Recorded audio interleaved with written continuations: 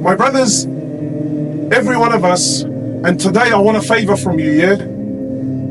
I want today, every one of us, let's just try, even if it's acting, even if we're only acting, let's just try today that the topic I'm about to speak about, we're guilty of. And we're trying to fix it. Because what tends to happen is, I see the brothers, mashallah, even myself included, you go to a khutbah, you pick a nice wall, you sit on that wall, it's nice, it's comfy, and you wait for the brother to speak, and the brother gets up and he talks, and mashallah, man. Did you hear what he said? How many people do you know have that quality, bro? People need to pull up, you know? Not him. He's a wali of Allah. Who he? No, it's never him. This, my brother, if this is your attitude with your deen, you will never learn, you will never move forward. Rather, whenever you sit for a talk or there's something happening, something going on, you should always feel that this khutbah is completely towards me, that this khutbah is all about me and my qualities and how I need to change. Otherwise, if we don't do this, how are we going to progress? So in short, my brothers, Allah subhanahu wa ta'ala, He says in the Quran, He says something amazing. He says, "O you who believe, O you who believe, be afraid of Allah.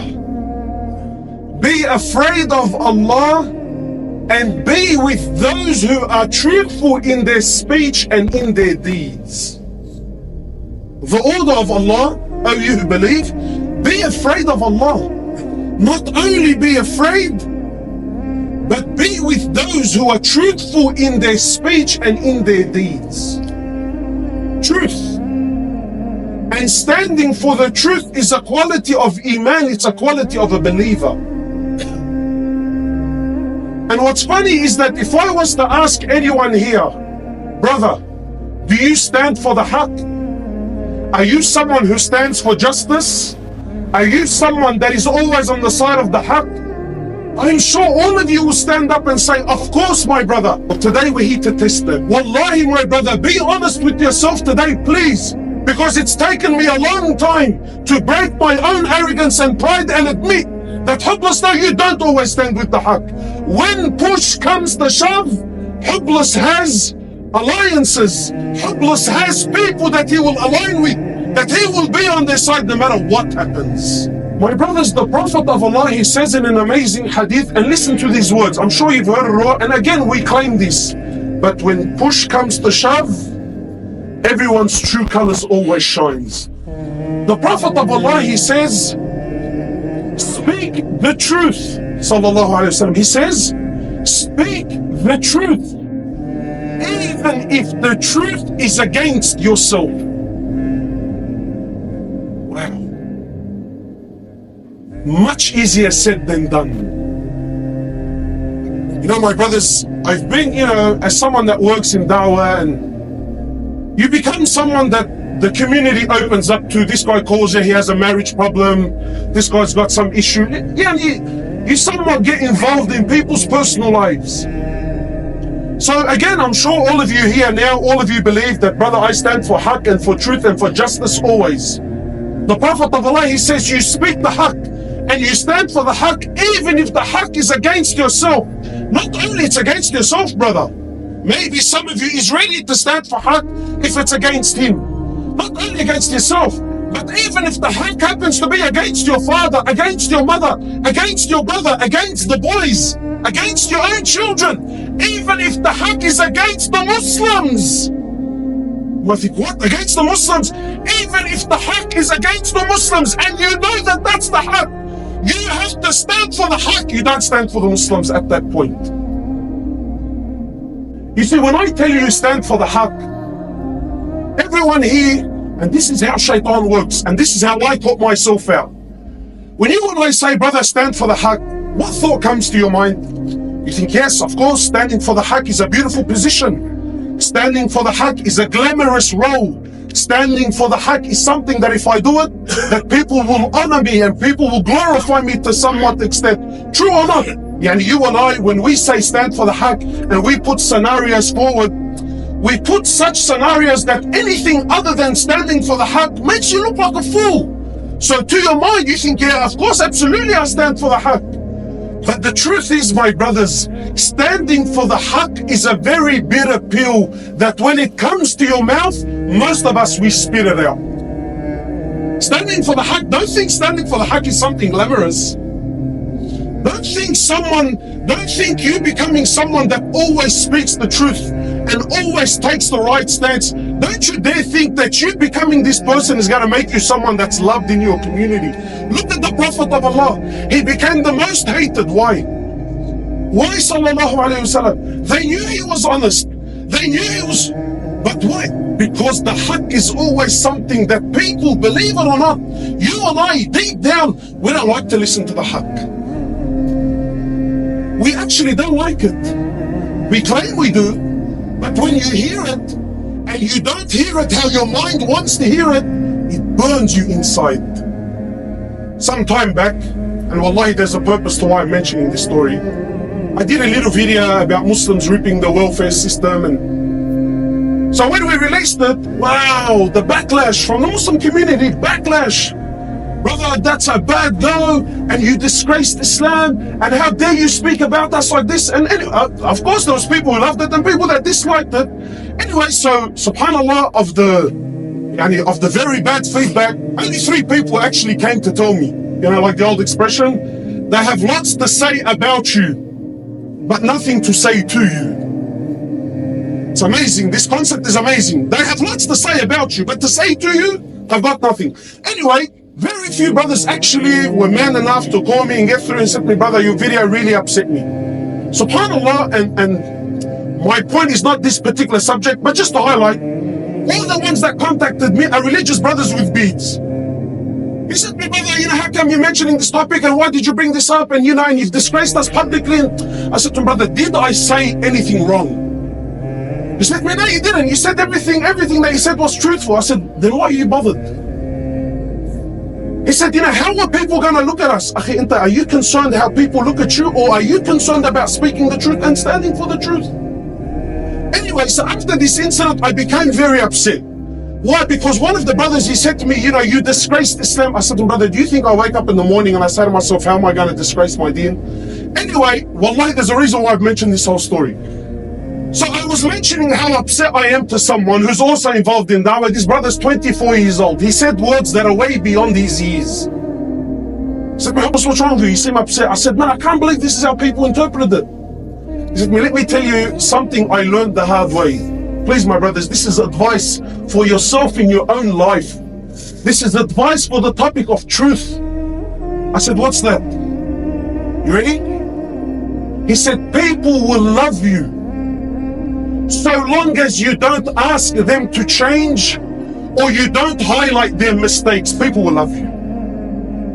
But as soon as you ask someone to change, as soon as you highlight the mistake in someone, what happens? What happens? We naturally, our nafs doesn't like it. Yeah? Well, brother, how come you don't do it? Automatically we get onto the defense. We try to change the topic, even though what the brother said is right. You know, I really am in the wrong.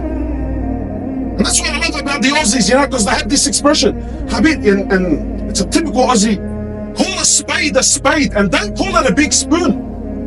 A spade, it's a spade. Don't call it a big spoon. Like, why?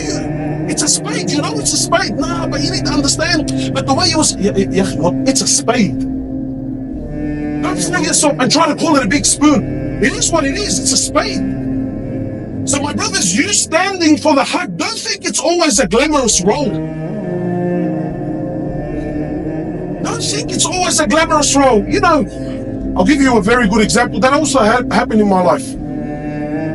You know, very soon the month of Ramadan is coming. So brace yourselves for the moonlight, you know, for the moon sighting wars are coming with it, you know. This is haqq and this is batil and you know, and the whole movies, you know.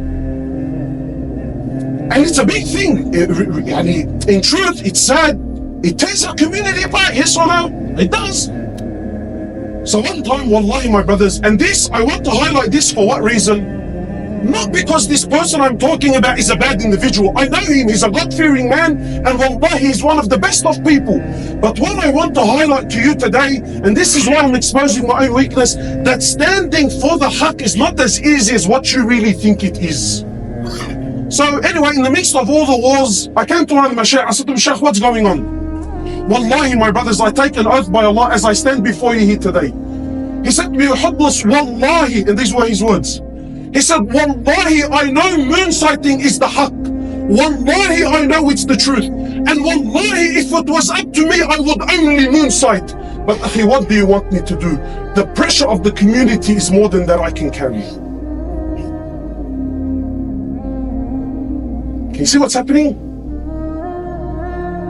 He knows it's wrong. He knows what the truth was. But taking that stance, I know he's a strong man.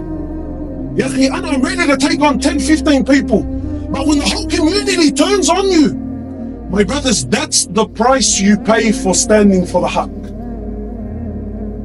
Don't think when you stand for the haqq, everyone's on your side. How many times, I come to see like husband and wife and they're getting divorced and their parents are there. So so they'll tell you the story. And please, my brothers, every one of you has been in a similar situation. Every one of you has been in a similar situation. So you go there, husband and wife, and then they both give their sides of the story. You finished? Yeah, you finished?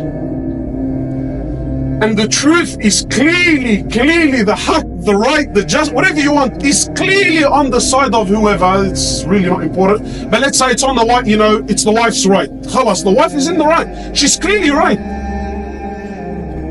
So I say to the brother, it's clear, obviously it's black and white. Yes, we know it's not.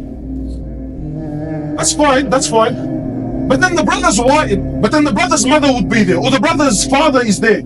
I say, Hajj, you heard what I heard? Yeah.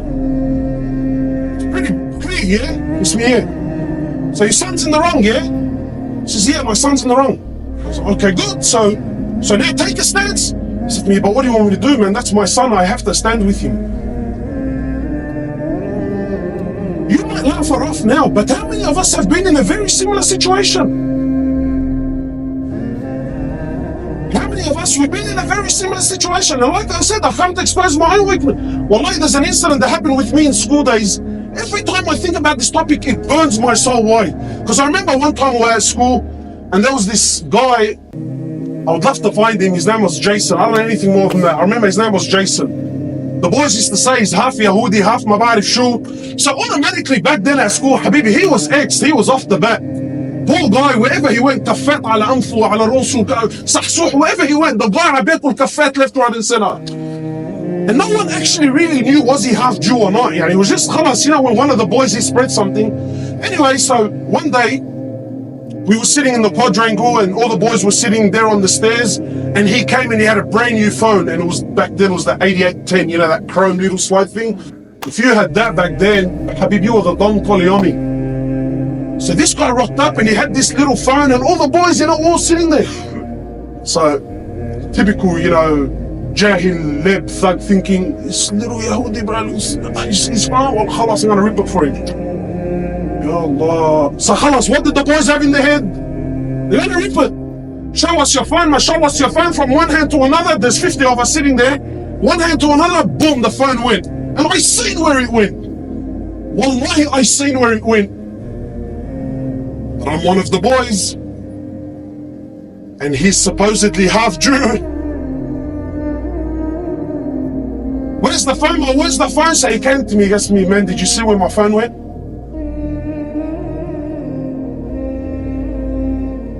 Now, every one of you has been in a very similar situation. So most of us, sometimes, there's a drama with the boys, and whatever his brother does wrong. So the boys come to pull him up. Akhi, man, your brother did 1, 2, 3, 4. He goes, yeah, look, I know he did wrong. I know he's in the wrong, but I gotta stand with my brother. That's what it is, It is what it is. I said, wow, it is what it is. Clear, black and white is in front of you. Clear, haqq is in front of you. So that's what I'm saying. When push comes to shove, where does our allegiance really go to? Is it really to the haqq? Or is my allegiance really, when push comes to shove, it's to my mother and my father, to my children or to my brothers? Or some of us even worse, it's to my nationality. No matter what Lebanon does, Habibi, they're on the haq. Why? Because I'm from there. Yeah? Is that how it works? Is that how it works? The Prophet of Allah says, speak the haq even if that haq is against yourself. So he said to me, Hoblos, did you see who took the phone?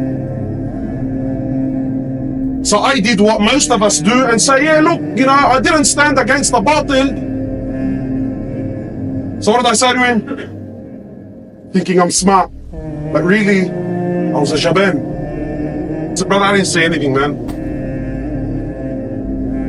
I didn't say anything. Go and ask, because he's saying that I was standing a little bit, like he knew the phone didn't come in my hand, you know. I said, brother, I didn't say anything. Wallahi, every time I think of that incident, I remember the day that I Islamed this brother, man. For the sake of the boys who, you know, in the drop of the, wallahi, in the drop of a dime, bibi'at b'frang. When push comes to shove, Habibi, trust me, you know, all these boys, nah, brother, you know, we're like that. Habibi, Allah da'ak, sit down and relax. And someone give him a bottle of water, please. Because when push comes to shove, when push comes, yeah, if brothers, Habibi, uba'ad b'frang, they're selling each other out for something far less. Then what have you left for the boys, yani? When push comes to shove, our true colors, they shine. When my kid does something wrong at school and the teacher comes to tell me, you know, Mr. Hoblos, please, you know, your son did 1, 2, 3, and obviously he's in the wrong. Yeah, but you need to understand, he only did that because the other kid one time last week, he said to him, you know, and the whole film, a whole musical comes out. Everything to do what? To beat around the bush. The Prophet of Allah, he says, speak the truth. The truth is not easy, my brothers. Don't think taking the stance of truth is a glamorous position. You know, how many times have we heard that the Sahaba, when they were offered a job of authority, when they were offered a job of responsibility, they ran away from it. I used to think, wow, because they're so humble. Yes, they are humble, but in truth, I feel like they knew that standing for the haqq is not as easy as what you really think it is. أقول قولي هذا أستغفر الله. إن الحمد لله نحمده ونستعينه ونصلي على الحبيب محمد صلى الله عليه وسلم.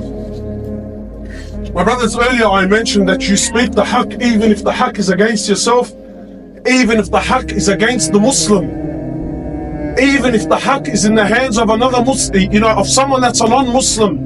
You are ordered by Allah to stand for the haqq. I'm sure some of you must have, man, what the hell is this guy on the payroll? Yani, like, is he coming here to infiltrate through us and try to teach us that? Wallahi, my brothers, this is the order of Allah and His Prophet. And I want to share a story with you that happened with the Sahaba. And I'm sure, inshallah ta'ala, that this story will wrap up the whole topic that I'm trying to make. The story goes that when Ali bin Abi Talib was Amir al-Mu'mineen.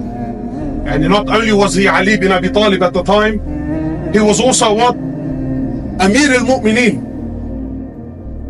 His shield was stolen. His shield for war, for battle was stolen.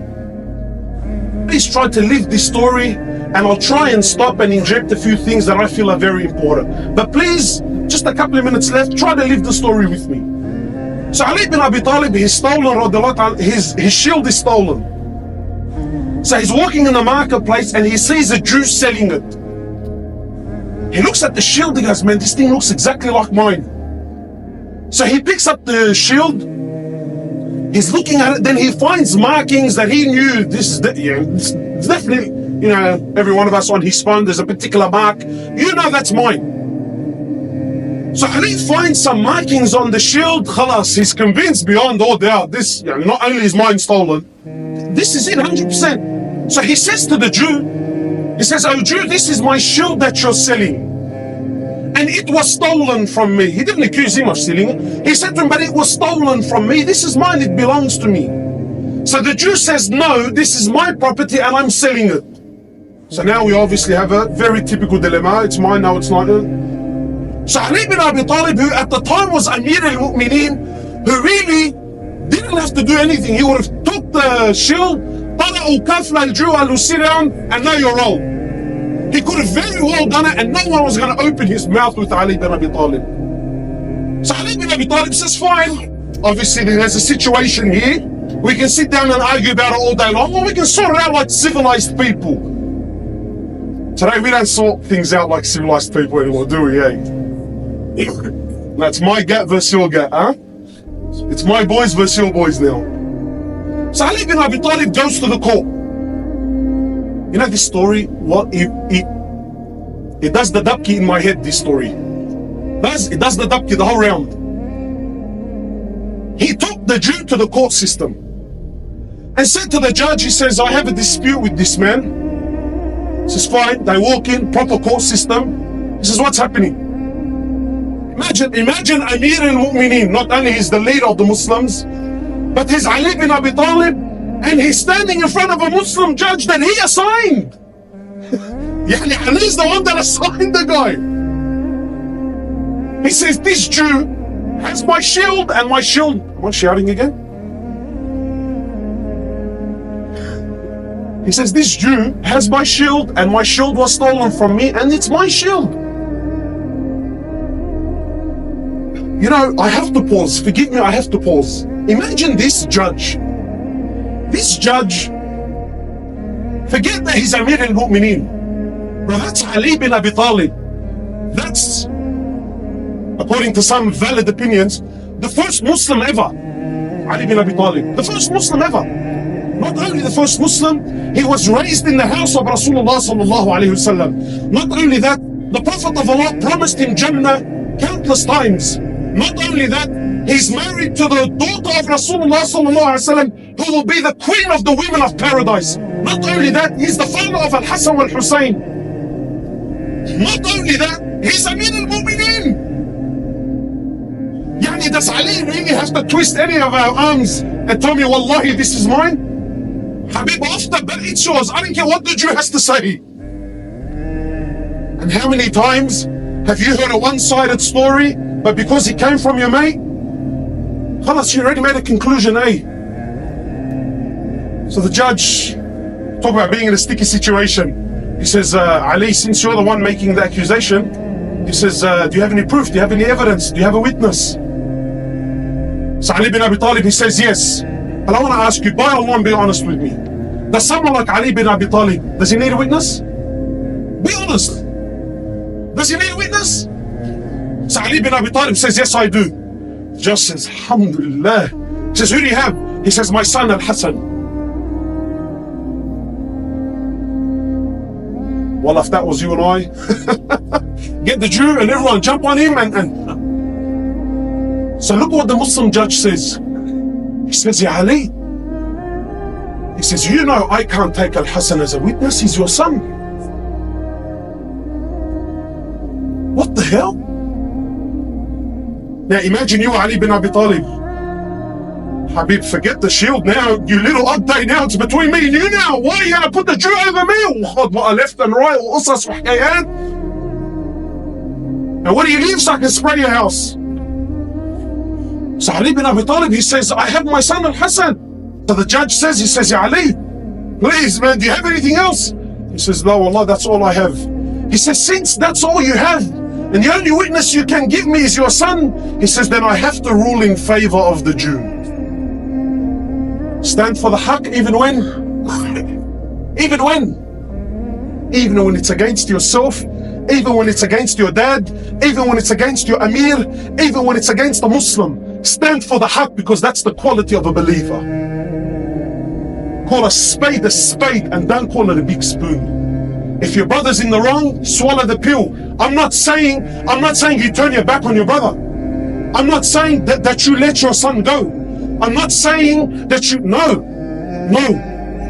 But call it for what it is and take a role for making the wrong right. That's what it takes to be a man.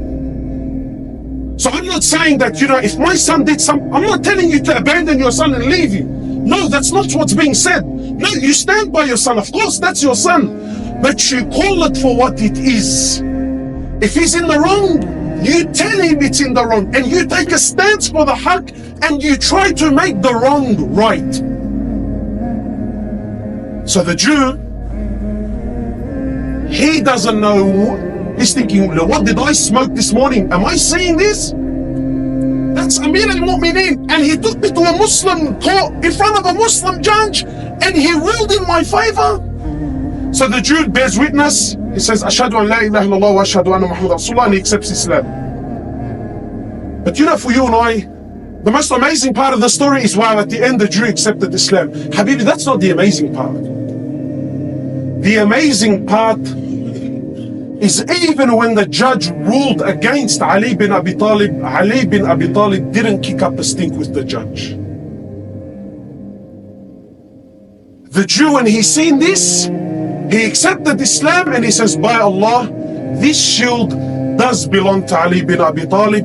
It was stolen from him, and yes, I was selling it in the marketplace. Sometimes you take a stance. You take a stance in batil. You take a stance in the wrong position, thinking that you're trying to twist the situation to swing it your way. What you don't realize is if had you just stood for the haqq in the very beginning, even if it's bitter, trust me, in the beginning, nobody likes it. Trust me, those who take a stance in the beginning, no one likes them in the beginning. No one likes them. I remember years ago, years. I lost count how long ago. I remember still to this day, the first time the first time I ever heard of a marriage here in Sydney where the women and the men were segregated. The wedding was for someone from Bat Arja. I can't remember who it was. But I wish I know who it was so I could go kiss his hand. I remember back then, I'm sure, did you hear? They had a wedding and the women were together and the men were together, and he caused this massive fuss. But he was the pioneer that started it in our community for as long as I know, anyway. At that time, he was the most hated. But now every other wedding that ever followed in his footsteps, who's getting the rewards for it? Standing for the haqq, my brothers, is not an easy thing. Don't be quick to fall all over yourself and claim, brother, I'm a man for the haqq. Take a minute, step back and really ask yourself, are you really? We ask Allah subhanahu wa ta'ala to make us of those who stand for the truth. Wallahi, my brothers, this is so difficult. We ask Allah subhanahu wa ta'ala to make us of those who stand for the truth.